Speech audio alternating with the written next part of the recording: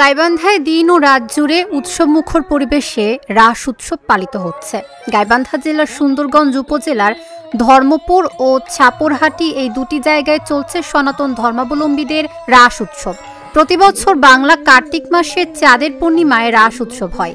রাস উৎসবকে কেন্দ্র করে 7 দিন ব্যাপী চলে রাসমেলা। হাজার হাজার ভক্ত ও পুণ্যার্থীদের আগমনে মন্দির অঙ্গন মুখরিত হয়। রাস শুধু শ্রীকৃষ্ণের কাছেই নয়, বরং বাঙালিদের কাছে অত্যন্ত জনপ্রিয় উৎসব। শ্রীকৃষ্ণ মধুর রাসের ঘনীভূত আধার, তাকে ঘিরেই রাস। সনাতনীদের কাছে রাস ভক্ত ও ভগবানের মিলন উৎসব।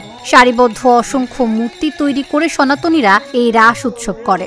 হাজারো ভক্তের অংশগ্রহণে প্রতিবছর মহা ধুমধামে রাস উদযাপিত হয়।